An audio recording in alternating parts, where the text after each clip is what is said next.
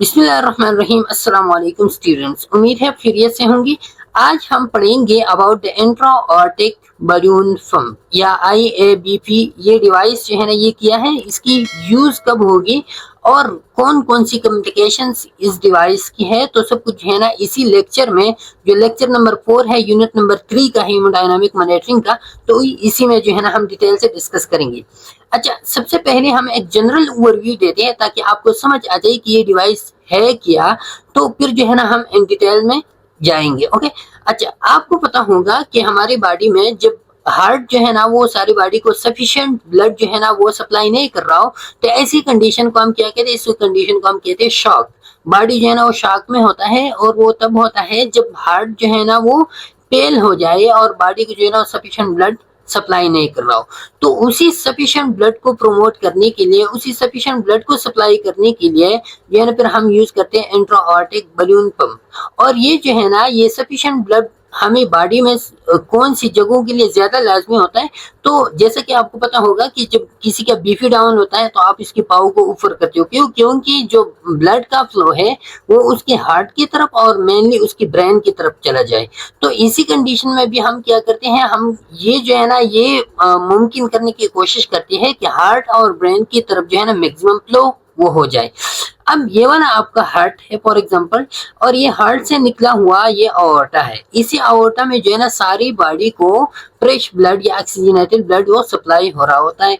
अब हमने क्या करना है, ये जो है ना इसी अओर्टा में अब सफिशिएंट ब्लड कंडीशन, ऐसी बीमारी है और इसमें सफिशिएंट ब्लड जो है ना शॉक है और सफिशिएंट ब्लड प्रमोट नहीं हो रहा, तो फिर आपने जो है ना इधर प्रेशर इंक्रीज करना है। अब ये प्रेशर आप किस तरह इंक्रीज करोगे, तो अब ये जो इंट्रा-ऑर्टिक बलून पंप है, इसके थ्रू हम क्या करते हैं, ये बलून पंप जो है ना, या हम ये सबक्लेवियन वेन है, सबक्लेवियन आर्टरी है, ये आर्टरी जो है ना ये अराइज हुआ है अओर्टा से, सबक्लेवियन आर्टरी है। ये जो है ना ये जुगुलर आर्टरी है, फिर इधर ये वाली पार्ट है फिर, और ये जो है ना ये फेमोरल आर्टरी इधर से आया हुआ है नीचे लेग्स तक। ओके। तो अब हम जो है ना दो रास्ते हैं हमारे साथ, ये जो बलून पंप इंसर्ट करते हैं, या तो सबक्लेवियन आर्टरी से हम इंसर्ट करते हैं, ये वाला जो जगह है, या इस वाला फेमोरल आर्टरी से हम इंसर्ट करते हैं बॉडी में, और ये हम लेके जाते हैं इसी सबक्लेवियन वेन की तरफ। यहाँ ये जो सबक्लेवियन आर्टरी है, तो इस सबक्लेवियन आर्टरी की तरफ जो है ना इसी को हम लेके आते हैं। लेकिन मोस्टली जो यूज होता है वो फेमोरल आर्टरी की थ्रू जो है ना वो ये बलून पंप इंसर्ट करते हैं। अब जब ये बलून पंप इधर हम इंसर्ट करते हैं, तो यहाँ पे ये बलून पंप हम लेके आते हैं सबक्लेवियन आर्टरी के करीब ही। जब हमारे पास जो है ना हम जरूरत होती है और हम जो है ना ब्लड प्रमोट करना चाहते हैं, इधर प्रेशर इंक्रीज करना चाहते हैं, तो हम क्या करते हैं, हम ये बलून जो है ना वो एनप्लेट करते हैं। तो याद रखिए, जब ये बलून एनप्लेट होते हैं तो इसी के थ्रू इधर जो है ना हार्ट में प्रेशर इंक्रीज होता है। जब हार्ट में प्रेशर इंक्रीज होता है तो फिर क्या होता है, फिर इधर जो है ना इधर परफ्यूजन इंक्रीज होता है। क्योंकि अगर इधर जो है ना प्रेशर इंक्रीज हो गया, ये अओर्टा में प्रेशर इंक्रीज हो गया और इधर ये अओर्टिक वाली अप है, तो इधर जो ब्लड होगा वो प्रेशर इंक्रीज की वजह से जो साइड पे कोरोनरी आर्टरीज है, तो उस कोरोनरी आर्टरीज में चला जाएगा, तो इसी की वजह से जो है ना परफ्यूजन इंक्रीज हो जाएगा। और दूसरी तरफ यहाँ पे जो है ना ब्रेन को भी सप्लाई इंक्रीज होगा।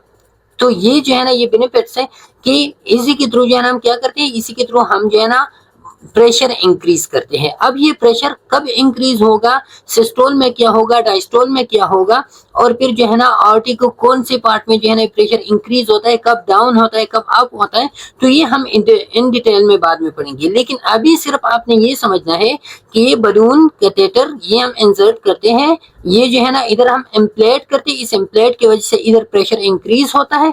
प्रेशर जब इंक्रीज होता है तो उसी की वजह से परफ्यूजन साइड की कोरोनरी आर्टरीज में ब्लड चला जाता है, तो हार्ट को सप्लाई भी इंक्रीज होता है, और साथ में जब प्रेशर इंक्रीज होता है तो इसी की वजह से जो है ना ब्रेन को भी प्रेशर चला जाता है। लेकिन यहाँ पे जो है ना ये प्रेशर ये नीचे फेमोरल आर्टरी तक, मतलब लेग्स तक जो है ना ब्लड का सप्लाई जो है ना वो थोड़ा सा डाउन हो जाता है, और अपर बॉडी पार्ट्स तक, हार्ट और ब्रेन तक ब्लड का सप्लाई जो है ना वो थोड़ा सा इंक्रीज होता है इसी बलून की वजह से। ओके। तो ये मेन इसका फंक्शन है। अब हम इन डिटेल पढ़ेंगे कि इसमें जो है ना क्या क्या है, कब प्रेशर इंक्रीज होगा, कब डिक्रीज होगा, सिस्टोल में क्या होता है, डायस्टोल में क्या होता है, तो ये इन डिटेल पढ़ते हैं।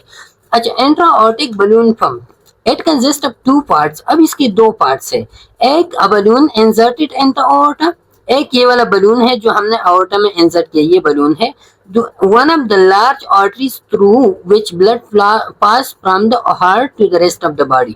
तो ये aorta क्या है? ये aorta वो सबसे बड़ा आर्टरी है जिसके थ्रू जो है ना हार्ट से ब्लड, ऑक्सीजनेटेड ब्लड वो लेके जाते हैं सारी बॉडी पार्ट्स तक। Okay, and a machine console outside the body. और इसके साथ साथ एक तो ये आपने बलून इंसर्ट किया, लेकिन इस बलून को आउटसाइड एक बड़ा मशीन जो है ना वो लगा हुआ होता है। ये मशीन आप देख लीजिए, ये मशीन हम बाद में पढ़ेंगे, ये मशीन दूसरा पार्ट इसका होता है। अच्छा, ये दो पार्ट जो है ना ये क्या करते हैं? एडगेज और temporary support for the left ventricular by mechanically displacing blood with in the aorta।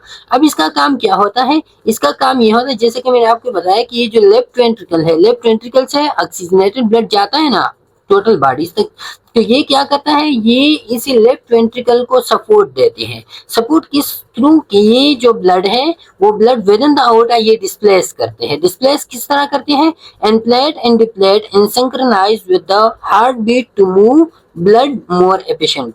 तो ये क्या करते हैं? ये जो है ना ये ब्लड डिस्प्लेसमेंट ये किस तरह करते हैं ब्लड की? कि ये इधर जब एम्प्लेट होता है ये बलून, तो एम्प्लेट ये जब डायस्टोल होते हैं तो उसके वक्त ये एम्प्लेट होता है, तो इधर जो है ना प्रेशर इंक्रीज होगा, ब्लड जो है ना वो कोरोनरी आर्टरीज में इर्द गिर्द जो है ना वो चला जाएगा। जब डिप्लीट होता है तो इसी के थ्रू जो है ना ब्लड वो आता है इसी ऑर्गन्स में, इसी बाकी जो aorta है, फेमोरल आर्टरी वगैरह इसमें नीचे आता है। तो ये जो है ना ये इधर ब्लड डिस्प्लेस करता है और इसी के थ्रू जो है ना ये क्या करते हैं? ब्लड फ्लो को प्रोमोट करता है। अभी हम डिटेल में पढ़ेंगे तो आपको समझ आ जाएगा। It is most common and widely use method of mechanical circulatory support. अब ये जो है ना जो मैकेनिकल सर्कुलेटरी सपोर्ट हम पेशेंट को प्रोवाइड करते हैं, तो इसका मोस्ट कॉमनली मेथड जो है ना ये क्या है?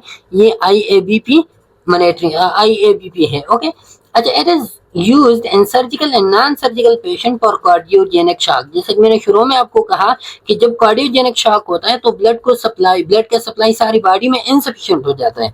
तो चाहे वो सर्जिकल कंडीशन में ब्लीडिंग वगैरह होता है तो उस कंडीशन में ज्यादा आते हैं। अगर नॉन सर्जिकल पेशेंट भी हो, उसको भी कार्डियोजेनिक शॉक हो, तो उसके लिए भी हम क्या करते हैं? उसको भी हम ये IABP वो इंसर्ट करते हैं उसमें। ओके, अच्छा, ये वाला आप देखिए, इधर जो है ना क्लियरली है कि ये क्या है? ये पेमोरल आर्टरी है या इलिक, एक्सटर्नल इलिक है। ये पेमोरल आर्टरी इधर से आपने इंसर्ट किया, और ये जो है ना ये रीनल आर्टरी है। ये बलून आप कहाँ तक लेके आएंगे? सबक्लेवियन वेन है इसके नीचे हिस्से तक। ये रेडियो ओपेक मार्कर टिप है, ये बलून का टिप है, और ये जो है ना बलून है, ये आप इधर लेके आएंगे। ये थ्रू पेमोरल आर्टरी जब आप करते हो, ये पेमोरल आर्टरी के थ्रू जब आप करते हो, और ये वाला जो है ना ये जब आप सबक्लेवियन आर्टरी के थ्रू करते हो, ये कौन सा है? ये सबक्लेवियन आर्टरी के थ्रू जब आप करते हो, तो ये सबक्लेवियन आर्टरी के थ्रू ये बलून है, इसको जो है ना आप इंसर्ट करते हो। ये शीट होता है इसका, ये हीलियम ट्यूब होता है। ये बलून जो है ना इसके अंदर हीलियम होता है, और ये सेंट्रल लुमेन है इसका, to pressure tubing and transducer वगैरह ये चीज इसमें लगी हुई होते हैं। और ये जो है ना थ्रू सबक्लेवियन आर्टरी हम इंसर्ट करते हैं, लेकिन इसका जो टिप होता है वो टिप फिर आप रेनल आर्टरी तक पहुंचाओगे। इधर टिप आप रेनल आर्टरी और बलून जो है ना ऊपर, फिर आप इसको इम्प्लांट करोगे। ओके, अच्छा, इंसर्शन हम किस तरह करेंगे अभी आपको समझ आ जाएगा। The device is introduced from the femoral artery and guided into the aorta till its tip is just distal to the left subclavian artery take up। तो ये आप देखिए, take up from the aortic arc by using an X-ray camera to move it। तो ये आप, जैसा कि मैंने आपको एक्सप्लेन किया कि ये पेमोरल आर्टरी से आप शुरू करोगी, और ये जो टिप है ये टिप आप सबक्लेवियन आर्टरी, ये जो आर्क ऑफ द aorta है, ये आर्क कौन सा जगह है? ये जो मुड़ा हुआ जगह है ना, इसको हम आर्क ऑफ द aorta कहते हैं। तो ये आर्क ऑफ द aorta में जो सबक्लेवियन आर्टरी है, इसके सबक्लेवियन आर्टरी के नीचे 1 to 2 सेंटीमीटर इसके नीचे जो है ना ये आप इधर रखोगे, और ये आप मॉनिटरिंग किस तरह करोगे? तो आप इसको थ्रू एक्सरे जो है ना, या एक्सरे या कैमरा वगैरह, एक्सरे कैमरा के थ्रू, फ्लोरोस्कोपी के थ्रू इसको आप देखोगे। Okay, this device is hooked up to a machine that tells the balloon when to get bigger and when to get smaller।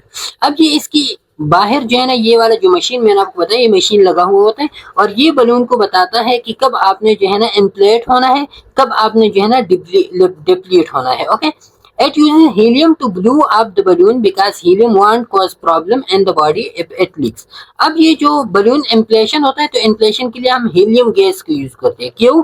क्योंकि हीलियम गैस अगर leak भी हो जाए तो ये बॉडी टिश्यूज को जो है ना ये नुकसान नहीं पहुंचाता। Therefore, when properly positioned, the IABP occupies the entire descending thoracic aorta and much of the suprarenal abdominal aorta।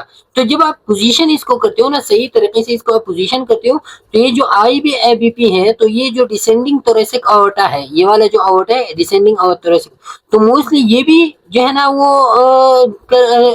वो पोजीशन करते हैं और इसको जो है ना वो बंद करते हैं। साथ में जो सुप्रारीनल एब्डोमिनल aorta है तो ये थोरेसिक एरिया है और ये जो है ना ये सुप्रारीनल ये वाला जो जगह है ना ये थोरेसिक है और ये सुप्रारीनल एब्डोमिनल है। तो ये दोनों जगह जो है ना ये मोस्टली ऑक्युपाई करते हैं जो बलून होता है। ओके, अच्छा, although fluoroscopy continuous X-ray imaging को हम कहते हैं। Echocardiography can help guide placement, they are not absolutely necessary in the emergency situation. अब जो है ना अगर इमरजेंसी सिचुएशन नहीं हो और आप करेक्टली प्लेस करना चाहते हो तो फिर आपने जो है इसका फ्लोरोस्कोपी करना है, जो कंटिन्यूअसली आप थ्रू एक्सरे उसको जो है ना ऑब्जर्व करते हो, या आप इकोकार्डियोग्राफी इसका आप करोगे। अगर इमरजेंट सिचुएशन है तो फिर इन चीजों की जरूरत नहीं होती, फिर आप सिंपल एक्सरे से जो है ना इस चीज को फॉरवर्ड करते हो क्योंकि इमरजेंसी होती है। अच्छा, अब इसके बाद ये वाला डिवाइस है, ये बाहर से, ये तो हमने कैथेटर के बारे में पढ़ा।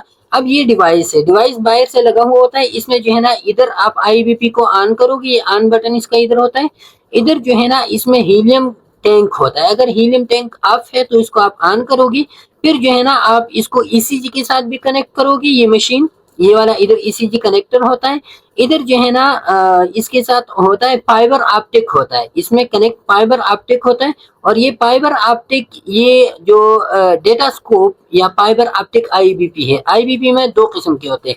एक जो है ना Maquet Datascope fibre optic IBP है जिसको आप फाइबर ऑप्टिक के थ्रू जो है ना वो आप कनेक्ट करते हो।